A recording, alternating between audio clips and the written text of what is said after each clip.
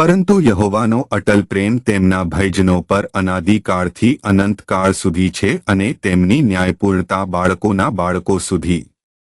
રવિવાર 18 જાન્યુઆરી 2026. આ સવારે અમારી ધ્યાન માટે મેં ઝાલ્મ 137 પદ 4 માંથી પસંદ કર્યું છે. અમે વિદેશી દેશમાં યહોવાનું ગીત કેવી રીતે ગાઈશું? સુપ્રભાત મિત્રો. જે ભલે આપણે કયું પણ અનુભવીએ, આપણે યહોવાને યાદ રાખવું જોઈએ, તેમનું નામ મહિમાટવું જોઈએ. આ પદ પર આપણે ધ્યાન કરીએ. આ સવારના ધ્યાનની થીમ છે નવું ગીત. આ ઝાલ્મ ઇઝરાયેલના લોકો વિશે છે જ્યારે તેઓને બાબેલમાં લઈ જવામાં આવ્યા હતા. જ્યારે તેઓએ તેમની જમીન ગુમાવી દીધી, મંદિરમાં પૂજા કરવાની સ્વતંત્રતા ગુમાવી દીધી અને તેમનામાં કંઈ પણ પોતાનું નહોતું, પણ તેઓને નેબુકદનેઝરની શક્તિ અને મહાનતા હેઠળ રહેવું પડ્યું. આ પરિસ્થિતિમાં તેઓ બાબેલની નદીઓ કિનારે બેસ્યા હતા અને તેમને નવું ગીત ગાવા કહેવામાં આવ્યું. ઝાલ્મિસ્ટ ઊંડો દુઃખ વ્યક્ત કરે છે કારણ કે તેઓએ મંદિરમાં પૂજા કરવાની સ્વતંત્રતા ગુમાવી દીધી હતી. કારણ કે તેઓએ તે અદ્ભુત સમય ગુમાવી દીધો હતો જે તેઓ પોતાના લોકો સાથે સ્વતંત્રતા અને મુક્તિમાં વિતાવતા હતા. અને હવે તે નવું ગીત ગાવા વિશે વાત કરે છે.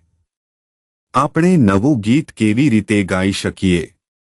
મિત્રો, જ્યારે આપણે સૌથી ખરાબ સમયમાંથી જઈએ, જ્યારે આપણે દુઃખમાંથી જઈએ, જ્યારે આપણે પીડાદાયક પરિસ્થિતિઓમાંથી જઈએ, ત્યારે આપણે ગીત ગાવું એ નિશ્ચિતપણે અશક્ય છે.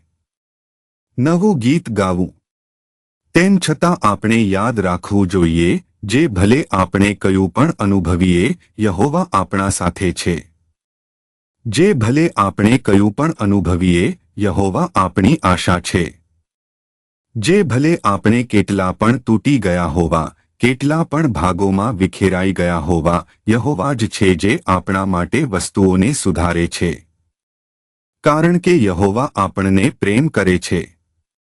કારણ કે યહોવાએ આપણા માટે મહાન અને અદ્ભુત કાર્યો કર્યા છે. દુઃખ, આંસુઓ, તૂટકપણા છતાં આપણે ગીત ગાઈએ. આપણે યહોવાને નવું ગીત ગાઈએ, તેમને સ્તુતિ કરીએ, આભાર માનીએ, તેમની પૂજા કરીએ. આપણે નવું ગીત ગાઈએ. પ્રાર્થના. કૃપાળુ ઈશ્વર, અમારા સ્વર્ગીય પિતા, આપણે તમારો આભાર માનીએ, તમને સ્તુતિ કરીએ.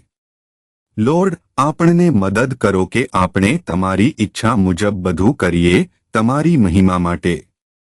ખ્રિસ્તના નામે આપણે પ્રાર્થો. આમીન.